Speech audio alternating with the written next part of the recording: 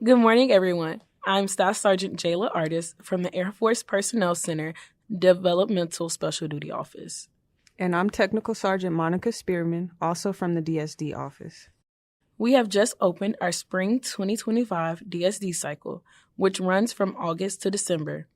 DSD is a nominative process that occurs twice a year during the spring and fall, providing commanders an opportunity to nominate their highest quality airmen to fill these positions. The Air Force has identified developmental special duty as enlisted developmental positions due to their unique leadership roles and the airmen's responsibility to mentor and mold future leaders. To ensure the highest quality airmen are assigned to these key positions, the Air Force has implemented a nomination process.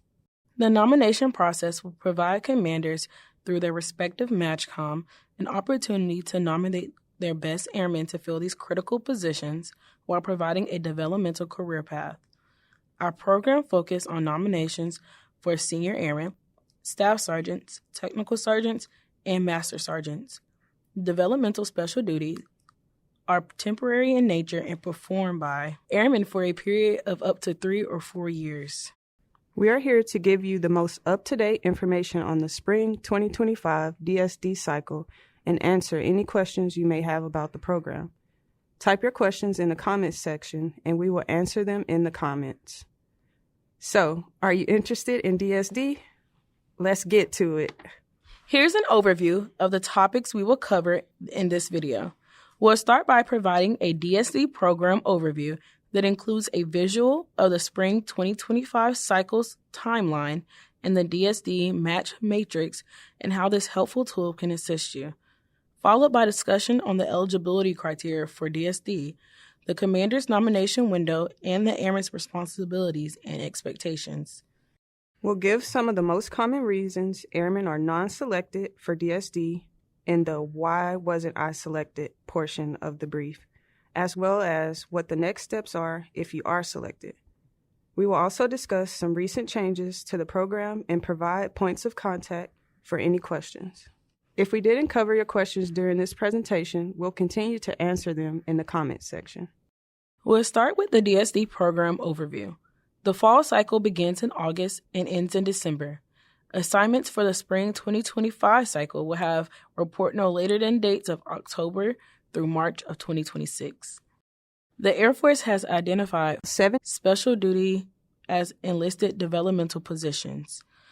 Those AFPCs are outlined here as military training instructor, military training leader, professional military education instructor, recruiter, officer accession instructors, U.S. Air Force military training NCOs, and developmental advisors. AFSCs that are nominated and selected within the DSD cycle are also outlined in this slide. Next, we'll address our biannual requirements. Each cycle, there are approximately 15,000 to 20,000 airmen initially eligible. Of those 15,000 to 20,000 eligible candidates, about 14,000 to 15,000 are screened and reviewed by the MAJCOMs. After vetting and reviewing eligibility rosters, Wings and MAJCOM nominate approximately 5,000 to 6,000 airmen to fill approximately 1,000 vacancies each cycle. This is a selection rate of approximately 5 to 7%. If you compare this percentage from the initial group of eligible airmen, this is an extremely competitive process. 1,000 airmen are selected from the 15,000 eligible airmen. Here is a visual of the Spring 2025 cycle timeline. The cycle starts in February with AFPC's internal process. This includes analyzing DSD requirements and working career field managers for releases. Commanders and MAJCOM A1s have 4 weeks to vet and nominate airmen who are eligible for DSD consideration. Once the nomination window closes in April, we will proceed to the matching process. In May, AFPC begins matching or selecting the most eligible candidate for further screening by hiring authorities. Once the matching window closes in May, we move to what's called the cycle closing actions. This includes loading assignment actions and a cycle hot wash. Lastly, you'll see the report no later than dates range from April to September. Now we'll talk briefly about the DSD match matrix. This document is updated at the beginning of each week of the matching phase and published to the Developmental Special Duty MyFSS website. The DSD match matrix is our way of providing transparency during the matching process. The legend breaks down how to interpret the matrix. It is broken down into 4 categories. No requirement, meaning there were no vacancies for the AFSC at the specified rank. There will not be any assignments. Matching, meaning we are currently in the process of selecting candidates for the AFSC at the specified rank. Matched, meaning we have selected candidates for the AFSC at the specified rank and all vacancies have been filled. Not started, meaning we have not begun to select candidates for that AFSC at the specified rank at that moment. The match matrix is a great tool to use when you're interested in knowing where AFPC is in the matching process. We highly encourage the field to use this resource available on our MyFSS site. Once we finish matching all AFSCs listed, we will send the selection roster to our screening teams for further processing. Let's talk about the basic nomination eligibility criteria. Members must be in the grades of Senior Airman through Master Sergeant and be able to obtain retainability through the end of the DSD tour. In addition to being selected for a DSD AFSC, the member must not have an assignment on file already. Regarding performance reports, the member's last 3 EPRs or EPBs will be considered. Under the current EPR system, the member's EPR must reflect AC or LC, and EPBs must reflect VC. Concerning fitness tests, the standard for DSD aligns with the Air Force Pass standard of 75. The only caveat for DSD consideration is the member could not have a PT failure in the past 12 months. Lastly, the member must have no record of disciplinary action that resulted in an Article 15 or UIF within the past 3 years. Members also cannot have any record of conviction by court-martial. Please note that for the recruiting career field, candidates must not have any action that resulted in an Article 15 throughout their entire career. Other AFSCs may require more documents according to the SPECCAT Guide, which is the Special Duty Catalog Guide. All PSDGs we use are located on MyFSS. If you search DSD in the Search Knowledge article bar, Developmental Special Duty Process will take you to our page. This provides information regarding the commander's nomination. As discussed previously, when talking through the cycle timeline, commanders have a 30-day window for nominations. It is suggested that unit leadership vector airmen into a DSD that matches the member's skill set to ensure a successful tour. The nomination roster, Developmental Special Duty, Personnel Service Delivery Guide, Special Duty Assignment Category Guide, CFM Release Roster, and DSD Match Matrix are all tools provided to ensure the commander's nominative process is a smooth one.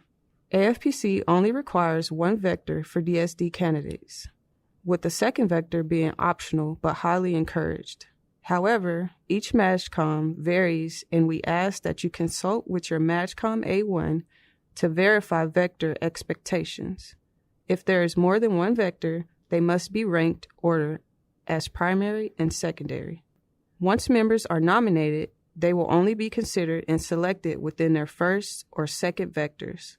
Another factor for commanders to consider is if an airman has previously served in a DSD position, they must have returned to their primary AFSC for at least 3 years before being nominated again.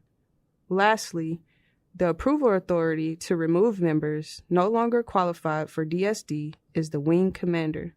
So if a member presents a unique hardship, no longer meets eligibility criteria, or is no longer fit for DSD consideration, a DSD removal memo must be signed by the wing commander and routed to AFPC. Now we'll touch on some of the airmen's responsibilities. Throughout the entire DSD process, communication is key. If you are interested in serving in a DSD position, please communicate that interest to your leadership. If you are selected for a DSD assignment, immediately notify your MPF Career Development Office and chain of command of any conditions that would render you ineligible for said assignment. Airmen selected will receive notification from their pre-screening teams on the next steps.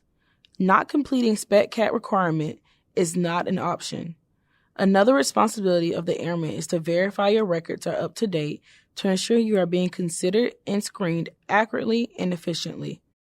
Lastly, airmen who are nominated will be vulnerable for DSD assignment selection for up to 6 months, as AATC can take up to 6 months to run many cycles after initial DSD selection. This vulnerability does not prevent members from applying or obtaining any specific assignment selection unless officially selected and notified of DSD selection. Please channel any questions or concerns you may have through your respective MAJCOM A1. If you are selected for a special duty assignment, you will receive notification from your commander as well as a generic email from MyFSS stating you have been selected. There is also a selection roster posted on MyFSS with the specific AFSC you were selected for. About 7 days after selection, you will receive an email from the respective AFSC that you were selected for with more detailed instructions. Please comply with this email. If you think you were selected in error, please contact your leadership and they will notify the MAJCOM PLC for further instructions if needed. Once you have completed all of your screening requirements and are officially hired, your respective screening team will advise the DSD section at AFPC of the assignment location. AFPC DSD will verify all requirements are met and will approve assignment load. Your screening team will be your POC for your DSD process. Here, we will try to tackle the big questions. Why wasn't I selected? There are a multitude of reasons why a member may not have been selected for DSD. We will provide some of the most common reasons in this portion of the video. First and foremost, the number of airmen who are eligible and nominated are far more than the number of vacancies.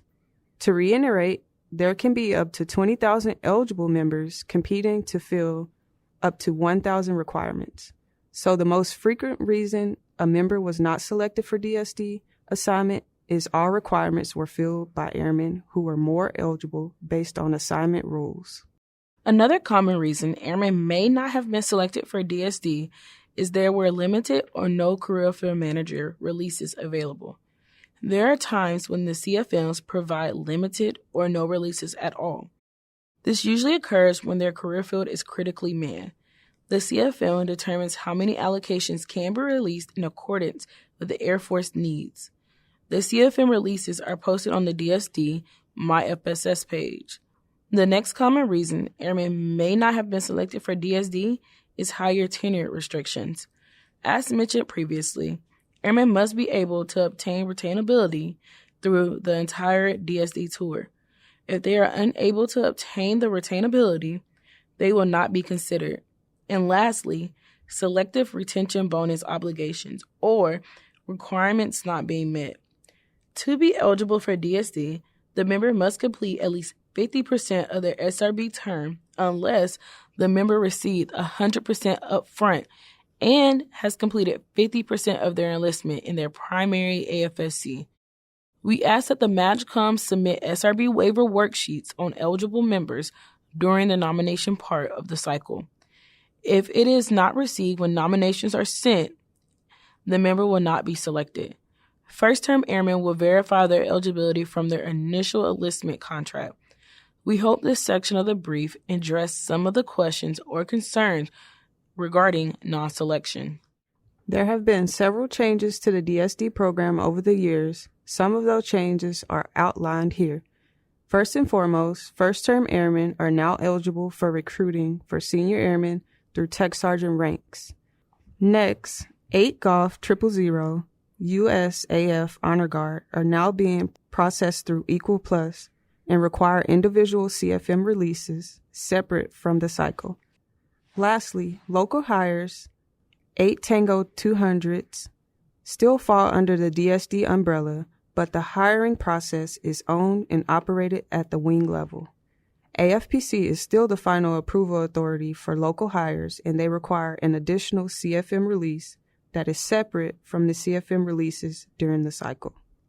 Over the past couple of cycles, we have made efforts to increase communication through target messaging.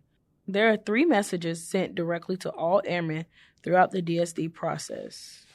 The first message is a message informing qualified airmen they are eligible for DSD consideration.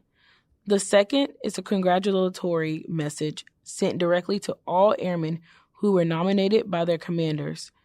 The third message is an announcement of DSD cycle closure, which provides guidance for those who were selected. In addition to the target message, the final selection roster is sent to the MAJCOM for dissemination to the wings for commanders to announce final selection. Final selection rosters are posted on our MyFSS site at the end of each cycle. So we've discussed some changes and some of our efforts to better communicate with you throughout the process. Now we'll touch on what we need from you. We ask that leaders put forth their best effort in nominating the right people for DSD. In addition to considering an airman's personality, skill set, and potential, use the tools and resources available, such as the DSD PSDG and SpeedCat Guide, and become familiar with eligibility criteria. And last but not least, communication at all levels is a must. From the unit through the MAJCOM A1s and to AFPC and HAV, we know that the DSD program is executed more effectively and efficiently when communication is clear and frequent. Here are the best ways to contact the DSD office at AFPC with any questions or concerns. You can call the Total Force Service Center at commercial 210-565-0102, toll free 800-525-0102, or DSN 665-0102, or send an email to our org box listed here. Thank you for joining us today. We hope this video was informative and answered most, if not all, of your questions. The Developmental Special Duty Program nomination season is here, and the upcoming nomination phase will be in full swing by February 2025. Please work with your local leadership and MAJCOM A1s for specific questions regarding vectoring and nominations. Nominations will be accepted through April 2025. We look forward to seeing your name.